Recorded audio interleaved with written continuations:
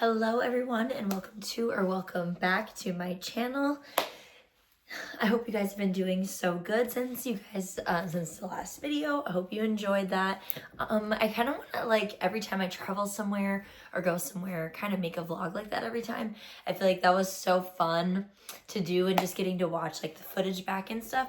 I just really did enjoy that. So definitely gonna do that again, especially if you guys liked it and the content was good.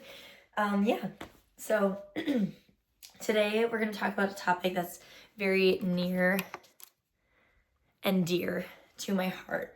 Something that I've been going through these last couple months, kind of going into like what's been going on with me, and kind of where I'm going from here, and really just lay it all out. Kind of going to talk about if you've been a subscriber on here, and or if you're one of my friends, bringing back my podcast.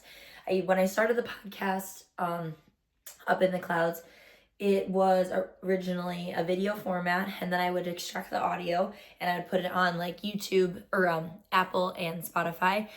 So gonna bring back the video format, because when I watch podcasts, I always watch it on YouTube anyway. So yeah, and then I got really sick after I got back from Colorado, and I'm still like getting sick-ish again. So so sorry if I sound a little hoarse, but I really have been meaning and feeling called to make this video and just kind of talk and kind of bringing back the podcast in general, and really kind of just going over what's been happening these last few months and just this whole year in general.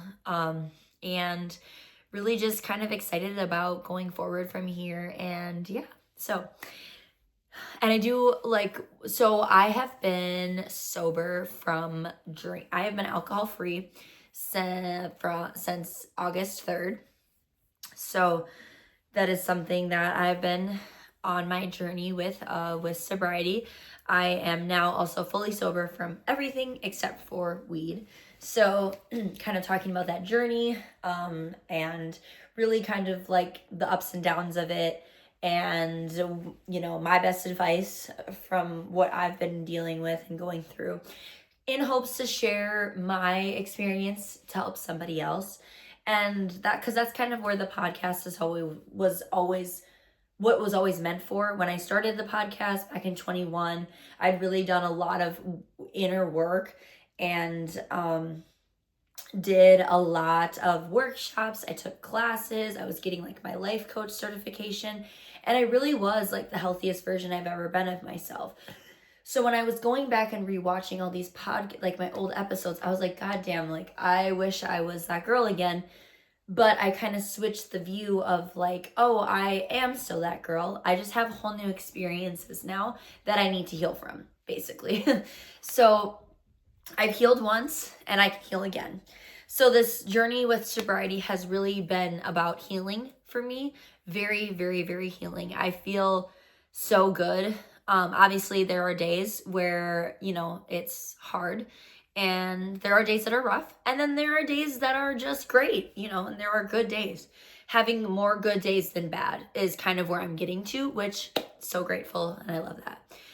But before we really dive into everything, I do want to preface this by saying that I hold no space for judgment or like any sort of like animosity or anything towards any of my friends who aren't sober, and or maybe like have been like they're not ready for that journey. Because I'm going to preface this by saying that this is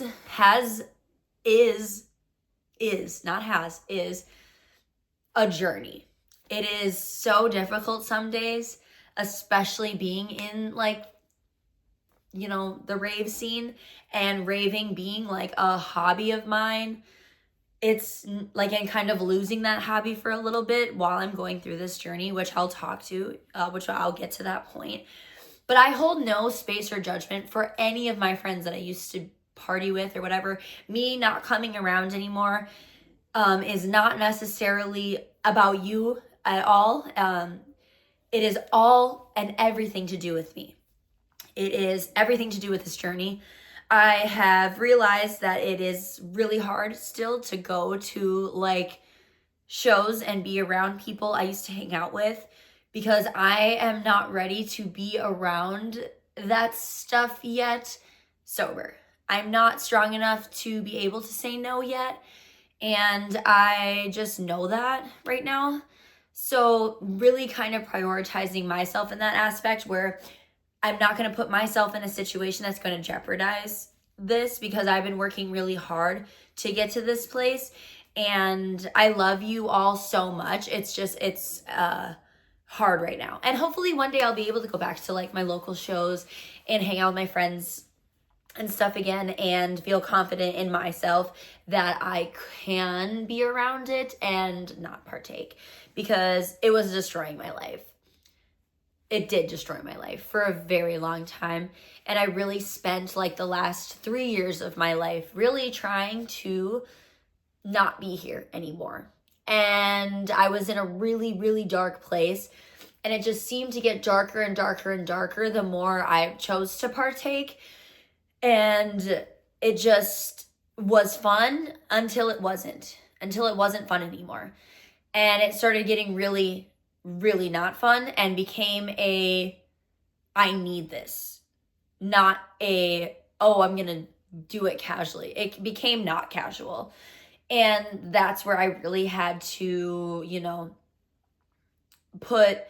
I had something happen that really kind of shook my world up, and, really had to look myself in the mirror and say, this needs to stop.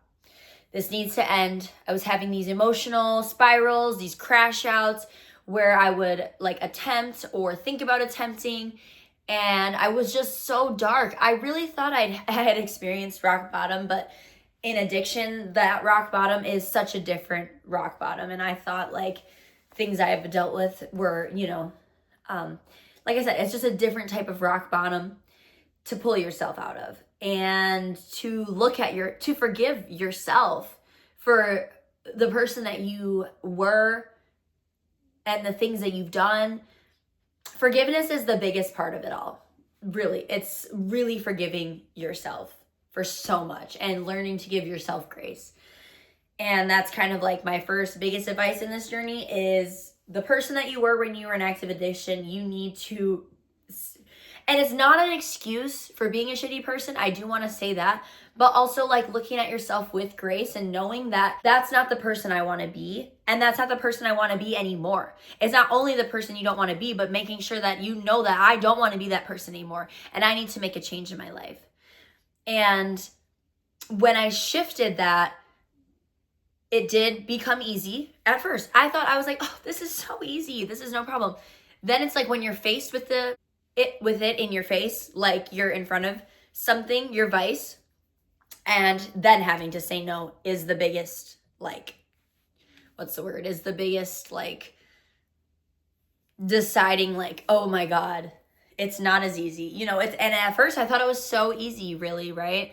Because I wasn't around it, and I had no choice, But then when you're faced with it, then you kind of really, like, that is the biggest test, is being around it and being faced with, can I say no when it's right in front of my face, right?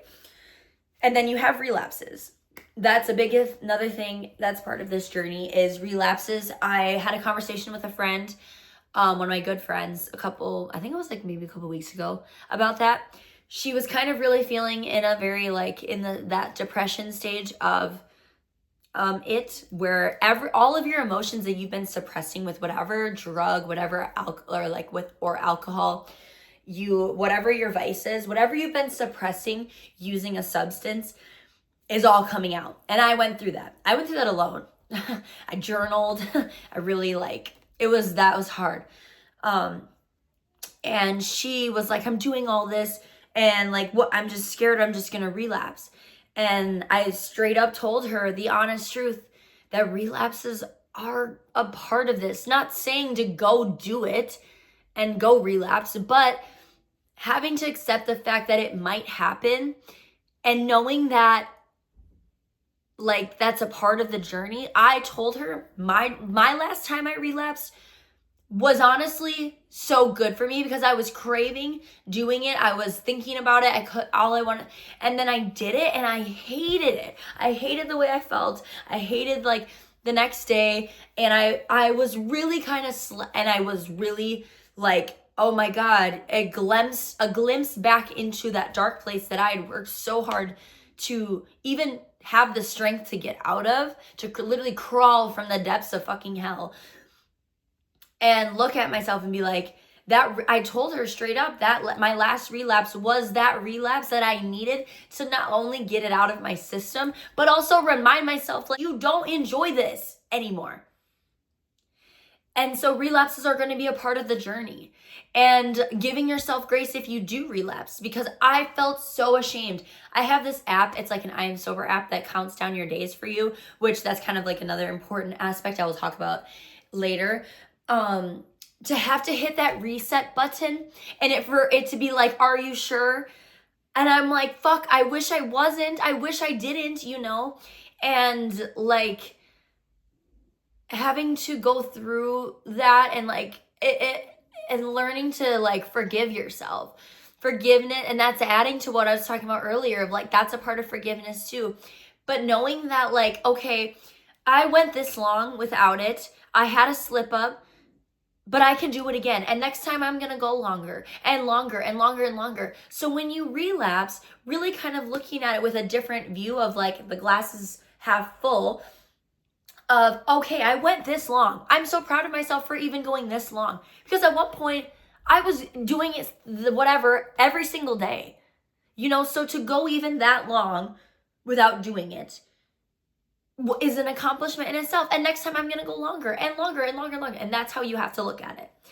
That's another thing I'm going to talk about is that app that I use. I really, really love it because it talks to like, it gives you little chips, like you're going to like meetings and stuff. And it celebrates the little wins. That's my next topic. Celebrating your little wins. Like, especially when you're doing something every day or maybe every weekend or whatever, however, you're doing it a lot to the point where you know it's too much, right? I was like getting to the point where it was like every day for several months, you know? And like looking at this app, it celebrates like 5 days or 3 days, 5 days, 7 days, 10 days. It celebrates little milestones because I think that was what helped me the most, was recognizing those little milestones. Those little milestones, especially when you went from every day to nothing and you learn to count up instead of counting down. Like so when I first started this journey, I was like, I'm going to give myself 30 days. I'm not going to touch anything for 30 days. And I felt myself just like being like, oh my God, I still have this many days. And then when 30 days hit, I went fucking crazy. I went nuts. I went over the top. I blacked out. I like spiraled. I crashed out. I literally, you know, hurt myself. And it really was like, fuck, I can't do this shit casually.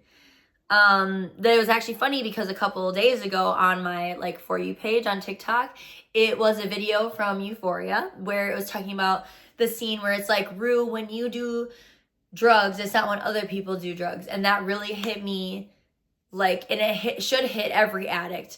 Because it's not, I mean, alcohol is a drug. Like, we have to remember that alcohol is included in, like, when I say drugs. Alcohol is a substance.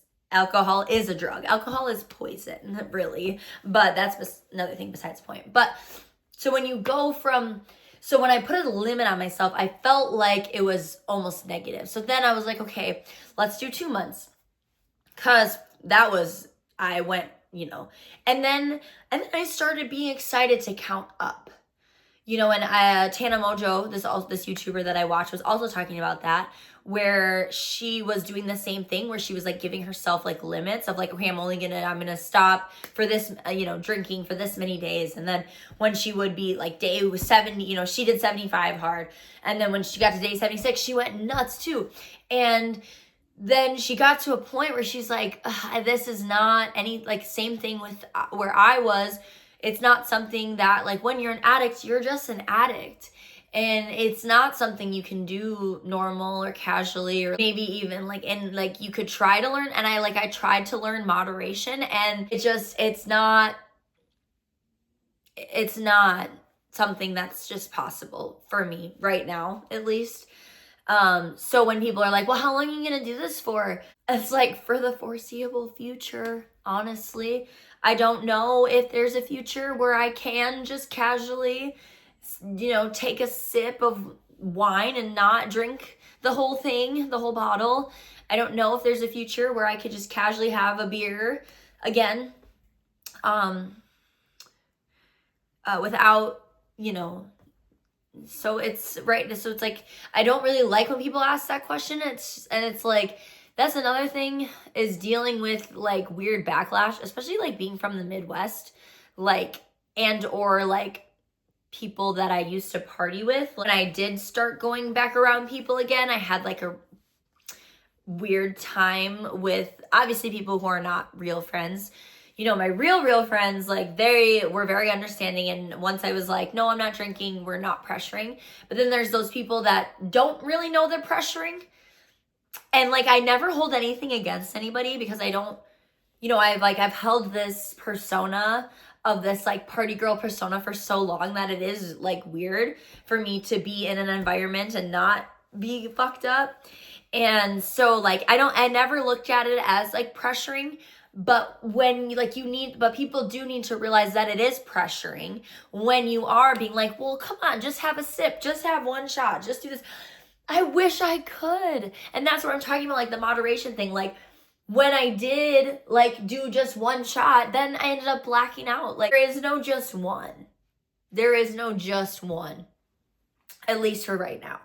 So as like friends, family, people, like learning to just not pressure people. And if somebody says they don't want to drink, don't ask them why, because really it's not anybody's business. And just respect that they don't want to.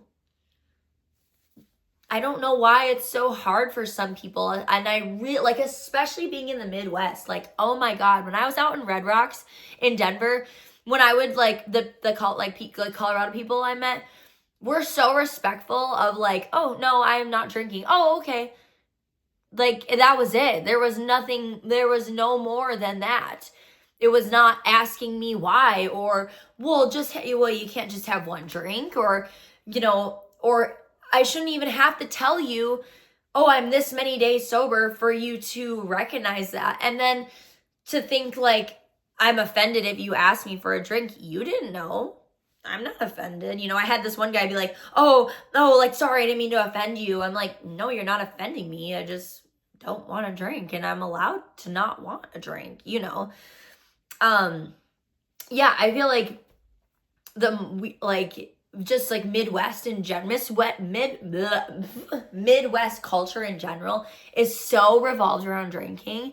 Like, everything's evolved. Like, everything, holidays, literally birthdays, anything and everything like even those, like, there's like a holiday light show that's like in my area that literally has like booze. Like, we can't like, that's something that's aimed towards children, that to get the adults to want to go has alcohol. Like, that's the type of stuff I'm saying. Like, it's just insane to me. And when I went to the Milwaukee museum I was like last February, they had wine and stuff at the museum. I'm like, people can't go to the fucking museum without having like alcohol. Like, I feel like being out of the culture, like, and being like, realizing how like negative it really is. Like, it's literally like, as an alcohol, as a like, recover, like, it's everywhere. It's it's even in our fucking art. Like, you can't even go to see an art exhibit without having like wine or beer or like alcohol. Like, come on. And I have friends like that. I have friends that can't do much without drinking. And like, I'm not like, I need to just preface, I'm not holding any judgment. It's just our culture. It unfortunately is in our culture that it's become so normalized that people don't realize that it's like not healthy and it's not normal. That's like, it's almost like being brainwashed by your own culture. So that's going in, so back into like the no pressuring. Just don't pressure people. If they don't want it, just respect it and move on with the conversation. Oh, well, how's the weather, or how's this or that, or where, you know, how's your job, or just change the conversation. Or, you know, I feel like and then, like, I do enjoy that. Like, I think it's so funny, people who aren't sober people are the ones that complain the most about like mocktails. And like, as somebody who doesn't drink anymore, I really enjoy mocktails. I think mocktails are fucking cool. I love that restaurants are doing it. I love that even like alcohol, there's like alcohol companies like that make like non-alcoholic champagne, beer, like wine. I think that's really cool. And it's always the people who still partake in regular alcohol that have like the most to say. Well, I'm not gonna spend $13 on juice. Okay, then don't. Like, it's like, I just like think it's so funny when people complain about stuff, because it's like, okay, then don't. But I'm gonna do it because I want to have a cute little drink too and look cute, you know. And then I can understand that it can also be triggering too, you know. But people who are in recovery, they want to feel still kind of included. So I personally enjoy them. I love myself a mocktail. I will spend $13 on juice personally. But yeah, that's just like a side rant that I wanted to get into. Next topic, hobbies. So obviously I'd mentioned earlier that raving had become such a hobby for me that it almost like, because of that, it was like because it was like happening in us so much, and I was going to a lot of local shows and stuff, that hobby led the addiction, kind of like added to the addiction to like becoming my life. So like I stopped doing all my other hobbies. I really kind of fell off with my podcast. I stopped like coloring, which is so silly. I was really into like music for a while, and then I kind of stopped. And then like really just stopped taking care of myself in general. I really feel like I lost that like sparkle to myself. Like when looking back through like my, as an active addiction, like when I look through like the worst parts of my journey of addiction, like in an active part of it, and seeing like the lack of just everything in my camera roll is almost so sad, because to me it's like I wasn't even like photography is such a big thing for me. I stopped singing too. Like I used to record myself singing all the time, and I could feel the difference like in my voice from like not singing as much to like, you know, I can't really hit my like notes that I used to be able to. So kind of like retraining my voice into that, and like finding new hobbies that don't involve, you know. And that's what I was talking about. Like it sucks because I love music. I love live shows. That's why I've been like a live stream, like I'm like watching all the live streams of everything. So thank you so much to any festival, or like Sudden Death will do it. Like he did it for his Void Dome show. And I think he's gonna do it for re-release the Red Rocks video, manifesting that, because that Red Rocks set was so good. But what was I saying? Oh yeah, like just been watching live streams and stuff, because being at shows still is so, you know, triggering. It was really like Halloween, I had a panic attack because I was so triggered and I wanted to relapse so bad. So that was when I was like, oh God, I have to be really selective about shows that I'm going to, and environments that I'm in. Sudden Death, I like really did okay. I felt like I had a few moments where I was, you know, but like for the most part, I was like the Sudden Death crowd, I just like it just feels so comfortable in. So it's like, you know, when I feel the most comfortable, like a lot of the times, like what became like alcohol became such a crutch for like my anxiety and like social anxiety. So that was like, but still keeping a hobby of music in my like life, like watching the live streams. I enjoy that so much. Like I love sitting in my bedroom and just watching the video of a live set, because I'm a YouTube kid. Like I just love that, you know. And a new hobby that I started doing is like, obviously I said earlier, like coloring. I have been getting into painting. I just started like doing paint by numbers, which I really, really love, because something about, so if anybody wants a gift of me, like me to paint something, and or like you like one of the paintings that I'm gonna be doing, let me know. I'll like give it to you, because I'm gonna like run out of like space. My walls don't really, I'm like looking around now, I don't really have like a lot of space on these walls in general. So like we're gonna, you know, I'm gonna need to start giving these away, which I think is gonna be so fun. Like, it's such a cool present to give to somebody. It just feels so like, it's just like, I painted this, you know, like, it just, I don't know, I just love it. So it's a cool, like, good feeling to like finish something, especially the paint by numbers I buy. They are like so tiny, like little spots. Like, it's so time consuming, but it's so fun. I'll just throw a live stream or a live set on and just like paint and like dance around my room, you know. And I really hope I can get to a place where I can go back to like shows and stuff, and like I'm really like feeling really confident in myself, like in the next like couple months, you know. Like, I just bought actually like at my birthday, it falls on like Forbidden Kingdom weekend, so I want to celebrate like turning 32, because like it's just like, God, like I think about, you know, my dark place of like, I didn't think to be here this long, so I really prioritize like celebrating like my birthday so much, because like, and like, it's so funny because I feel like a lot of people are like, oh my God, you're 32, like you're so old. And I don't look at it like being old. I feel like especially considering we live to be like 80 or like 100, like 32 is like such a small amount to like what is still left, you know, to come.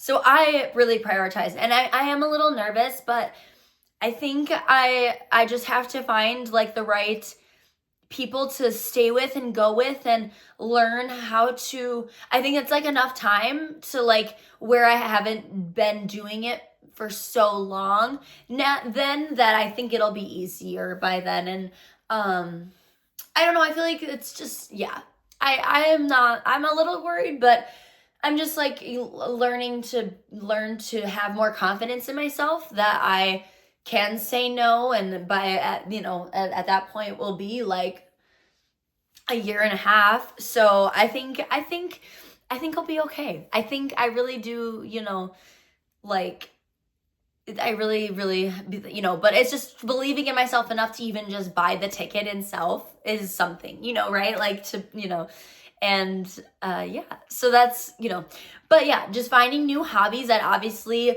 like aren't a trigger for like your old hobbies, especially until you get to that place where you feel confident enough to do that, like, you know, to like rave or be in a rave environment and be able to say no. I feel like, so yeah, just finding new hobbies in the meantime. I've been trying to read again. Obviously, you're going to be starting up the podcast again. That's going to be time, you know, it's time consuming. Reading, painting, what else? Trying to get back into photography again. I asked for like a really good camera for Christmas. I've been practicing like DJing and stuff. I don't think I'm ever going to take it like seriously. I just really like to do it for fun. And like, what was it, last Halloween? Like, yeah, not this past Halloween, but like last Halloween, we were at an afters and I was DJing at the afters, and like all my friends were like, what the, you know, so that was like my moment where I was like, I gotta get back into this, because it was so awesome, like seeing just my friends' reaction. So I feel like if anything, it'll be like that, where it's like a little, like when I'm like hanging out with people, like a little like fun thing, because like a lot of my friends DJ, so it's like, I love like when we're at like we're all hanging out and stuff and everybody kind of switches off DJing. Like, I think that's kind of like where I'll kind of stick to, just like I'll just be like a bedroom DJ, which is fine. Like, I just love music and I love like, you know, just that. So it's just like, but it's a hobby and it's something that's fun, and that like it still incorporates music in a way that's right now, especially that I, so that camera, what else? I paint by numbers, just started a new one. This one is gonna be a Christmas present for one of my friends, so I'm excited.